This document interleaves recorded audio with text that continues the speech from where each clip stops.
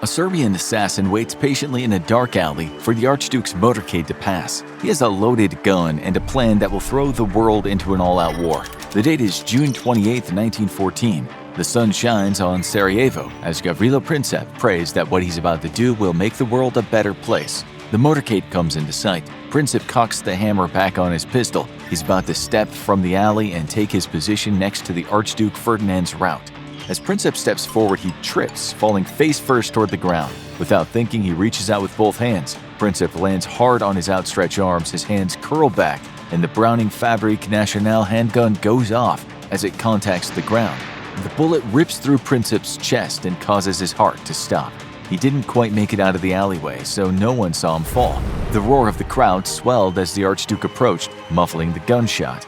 No one knows that Gavrilo Princip lies dying in the alley. No one knows that the event which would have led to the First World War and set the groundwork for the Second World War has been stopped. The cheers of the crowd continue. Gavrilo Princip bleeds out and dies. From this point on, the future of the planet has been unwritten until now.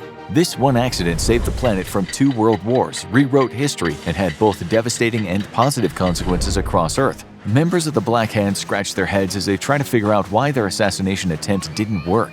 The motorcade of the Austrian Archduke Franz Ferdinand continues on, and history is set on a new trajectory.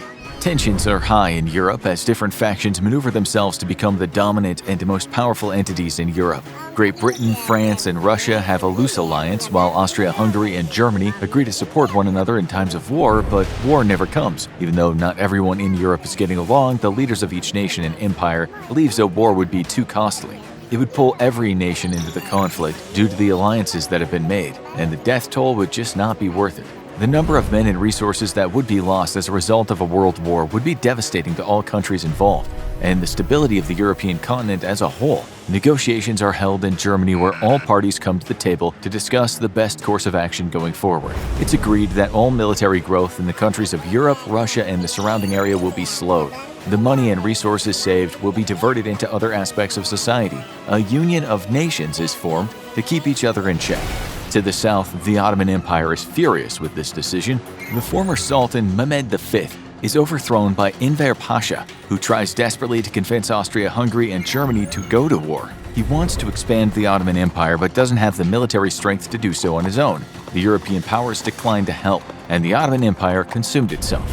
Uprisings across the country quickly reach the capital as word gets out about Pasha's warmongering.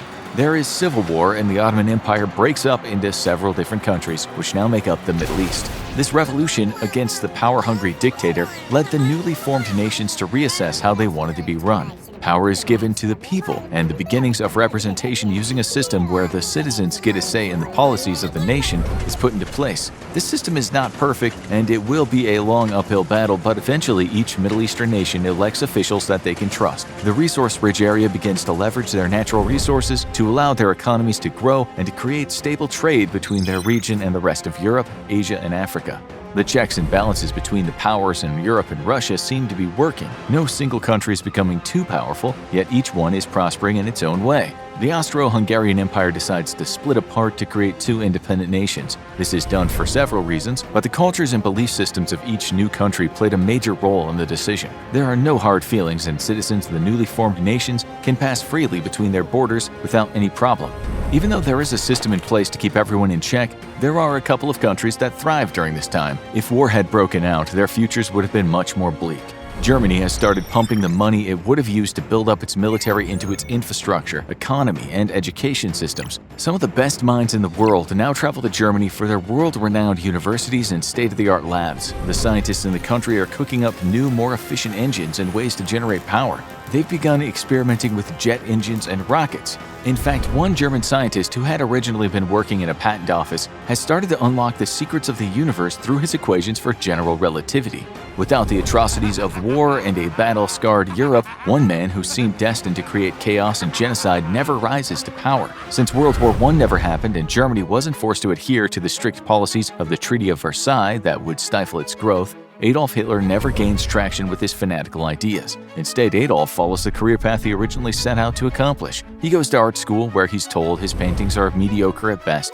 Since he'll never make it as an artist, Hitler transitions into architecture, where he draws blueprints for a German firm for the rest of his life. This turn of events alone is enough to stop anything that resembles World War II from happening. Without World War I influencing the course of German history and the Treaty of Versailles crushing the German economy and making its citizens feel like they're being treated unfairly, the Nazi Party never comes to power. This also means that the Holocaust doesn't happen, and millions of Jewish people are saved from genocide. The Jewish population in Europe continues to grow, but it's unlikely that the Jewish state of Israel will ever be formed.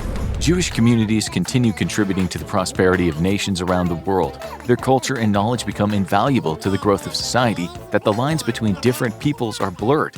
Everyone feels they have a place in their home country, which increases the happiness of its citizens. That being said, the world wars did not create anti-Semitism and racism. They had both been around for a long time throughout the world. If the Holocaust had never happened, there's a chance the Jewish communities would still have been ostracized and pushed to the margins of society, but the Jewish people are strong and would slowly integrate their businesses into the growing economies. Hopefully, given enough time and education, anti-Semitism, racism, and ignorance would all be wiped out. But that's probably just wishful thinking, as even decades after the Holocaust and civil rights movements, there are still groups of people who think they're better than everyone else. Besides Germany, another country that fares well without the world wars is Russia. When tensions were high between Austria-Hungary and Serbia, Russia started to become slightly unstable. It looked as if the country would need to prepare for a civil war. When negotiation occurred and tempers cooled, Russia found itself in a unique position. It now had the freedom to industrialize at its own pace. The surprising thing is that the Russian people wanted that pace to be as fast as possible. They work at speeds that exceed any other country in the world.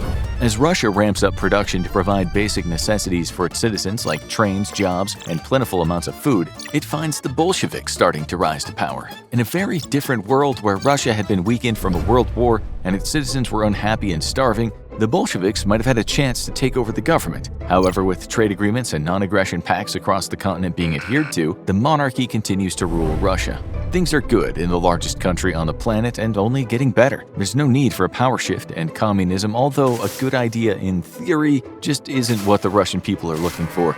They want more jobs and opportunities. The modernization of Europe is a sight to behold, and Russia knows that if they work hard enough, their resource-rich country could surpass even the most developed countries in Europe. Great Britain has had a very strong navy and transportation network on the seas. Germany is a hotbed for new inventions and development in the sciences. Regions like France, Spain, and Italy are returning to their roots and reinvesting in the arts, classic architecture, and advanced agricultural practices. New technologies and ideas about how to farm the oceans sustainably lead to a massive influx of seafood in coastal regions, while new roads and railways are constructed to connect the major cities of the continent. Russia sees all these developments happening to their west, which drives them to take matters into their own hands. The Russian people push for a say in the government of their country. Through a series of campaigns and negotiations, the citizens of Russia band together to make change. The monarchy is forced into becoming a figurehead without much power. They're still respected by the people, but a parliamentary body elected by the citizens are the ones who make the decisions that govern the land and move the progress forward. With the Russian parliament in control, the development of the nation speeds up even more. This makes other countries in Europe and Asia wary of Russia's might, but they aren't focused on building up their military. Instead, they put huge amounts of resources and manpower into developing better modes of transportation. They invest in airplanes and high-speed trains. The amount of land Russia controls is gigantic, and the only way to ensure that people can get things they need is by having a state-of-the-art distribution system. Russia takes what they've learned from its rapid growth in the transportation and infrastructure sectors and shares them with the surrounding countries. At first, Europeans don't seem to want any help from Russia, but as more and more people visit the country, they find that perhaps they're onto something. Russia also reaches an agreement with its neighbors in the Middle East and Asia that allow for the free exchange of ideas and technology. The world is benefiting by working together. Not everyone wants to do things the way Russia does, but that's okay. However, if the country was controlled by an extremist Bolsheviks hell-bent on spreading their form of communism around the world, things would be very different. The most dangerous part about the Soviet Communist Party just after the First World War was that their main strategy to spread communism was by inciting revolutions and insurrections in other nations. This led to future wars and a lot of death. The Communist Party in Russia already has ideas to redistribute wealth and make promises they never planned keeping. If the Communists had gained control of Russia in 1917 and reformed it to the Soviet Union, the surrounding regions would be targeted to either join the revolution or be crushed by a Red Army. However, since the Communists never gained favor with the masses, they never got the chance to take over the government or implement crippling economic policies that would harm the nation and the people living in it. Again, communism isn't a bad idea, it's just that humans can't be trusted with too much power. Even political leaders with the best of intentions and ideas can become corrupted. By allowing the monarchy to continue and then transitioning into a democratic republic, Russia is able to become an economic powerhouse that makes huge strides in technology and manufacturing. However, not all countries are as lucky as Russia. The United States takes a very different path without any world wars. As the events in Europe were unfolding and it looked like the major powers in the region were going to battle, the United States doubled down on its isolationist policies. Government leaders have no desire to get involved with conflicts across the Atlantic Ocean. Even when things cool down and the European nations come to an agreement that benefits them all, the United States still wants no part of what's happening halfway around the world. The United States continues its industrializing in its own way. Huge skyscrapers are built in major cities, the production of military weapons and vehicles remains constant to protect U.S. borders. But now that it seems like the powder keg in Europe has been diffused, the U.S. manufacturing giants pivot and start constructing more consumer goods for United States citizens than machines for war. The Ford Motor Company starts producing more and more cars. It appears that every family in the U.S. will have a vehicle within the next decade or so. The Roaring '20s takes off, and people in the United States find themselves with an influx of money to spend. There always seems to be jobs available, and wages for workers keep increasing as the markets inside of the country thrive. There's only one problem. All of this progress is great if you are a white man. War causes death, destruction, and power shifts, but it also causes a huge influx of jobs and a sense of purpose. It's definitely a good thing that the countries in Europe, Asia, and Africa didn't go to war with one another, but it also means that the status quo in the United States doesn't change. If a large war broke out and U.S. troops were sent to fight, it would have opened up job opportunities for women and other underrepresented populations. They would have gained power in the workplace and had a voice at the negotiating table. Since there was no war, men kept getting jobs while their wives and daughters were left home to tend to the house. There are fights by progressive and visionary women to secure the right to vote and for women to have careers, but since there was no catalyst to show how important they could be to the business and infrastructure of the country, the men in power don't listen. Any female who goes to a job interview is laughed out of the room. Women who lobby their male congressmen to advocate for laws that give them the right to vote are met with empty promises. The people in power like how things are going and the way the country's being run. There's no reason for them to upset that delicate balance right now. On top of the failure of the suffragettes, there are also civil rights leaders who just aren't taken seriously. The systemic racism the country was founded on continues to be upheld due to there not being a shift in power. Without war, the United States is safe. The country is able to focus on creating systems that keep citizens happy, but didn't give underrepresented peoples the rights they deserve. And then everything changes. The prosperity enjoyed by many for decades comes to an end, and the policies put in place to allow for economic growth begin to collapse. The banks were lending too much money at obscene interest rates, and people could no longer pay them back. Corporations became greedy and corrupt. The rich were definitely getting richer, but the middle class and poor couldn't keep up. The entire financial system fails. People are laid off in massive numbers. The United States goes into a Great Depression. It is a terrible time filled with hardship and pain. However, the people of the United States are strong. They persevere. But it isn't the rich white men who control the government and the banks that help rebuild the country. It is the people of color, the women, and those who have been oppressed for so long.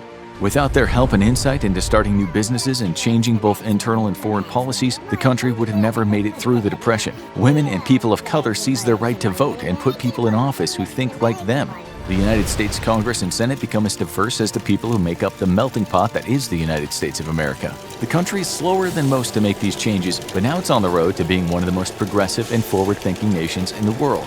After coming out of the financial crisis, the U.S. reaches out to other countries in the Americas to form trade agreements and alliances. These are not military alliances, but pacts that will allow one country to help another in times of need. When a hurricane ravages the coast of Mexico, the United States, Canada, and the countries of South America are all there to help. If there is drought in the Midwest, crops from Central America are donated to help alleviate the hunger. Each country maintains its own unique identity, but the nations of the Americas begin working more as one cohesive unit than trying to isolate each other.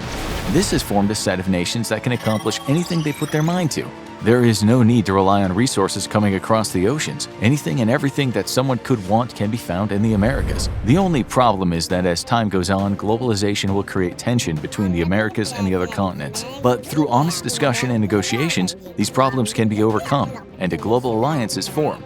When the countries of Europe realized how close they were to a world war, leaders met to form a union focused on unifying the people of the region. while also celebrating the different cultures in each country. This also led nations with vast overseas empires to focus more on what was happening at home than their holdings on the other side of the world. Countries like Great Britain, Spain, and France dissolved their empires and returned the lands to the indigenous people. There are pros and cons to this decision. Most of the time, the occupiers just leave, which results in a power vacuum within the country. Other times, the occupiers do their best to ensure a smooth transition of power. Either way, the colonized countries of the world have their lands returned to them and put their own governing bodies in place. This leads the nations in Africa, Asia, and the islands of the Pacific to become self-governing for the first time in decades or even centuries. Sometimes this doesn't work out as intended. Some of these countries want to expand their borders, which leads to wars within the newly freed regions. The borders of Asia and Africa changed drastically. In the Pacific, Japan has its eye on expansion into the mainland of Asia. Huge fleets of ships carrying Japanese soldiers from their home island to the coast of China are launched. It's here where they meet some unexpected resistance. It wasn't just the Chinese people who were there to stop the invasion, but also Russia and other countries in the area. As Russia became more powerful, it made treaties and agreements with the countries to the east. When Japan started to show aggression, Russia offered aid. This allowed China to repel the Japanese invasion force. Imperialist Japan then redirected its efforts toward the Philippines and Korea. However, when this happened, China, Indonesia, and Australia all came to their aid. The world saw how close Europe had been to igniting a world war, and how through negotiations and working together it was avoided. There's no reason that this part of the world can't do the same. As East Asia and the surrounding islands unite to repel Japanese attacks, the Emperor of Japan has no choice but to recall his invasion fleet home. Rather than launching an all-out invasion in retaliation, the countries of Asia send representatives to Japan to talk through what happened and how the future could look if peace is maintained. Even in skirmishes, too many lives had been lost. It'd be unacceptable to start a war that would cost the lives of millions of people. The Emperor of Japan has no choice but to agree to the demands of the newly formed Asia Alliance. Although Japan is powerful, there's no way they could defeat a unified Asia with Russia and Australia also offering support.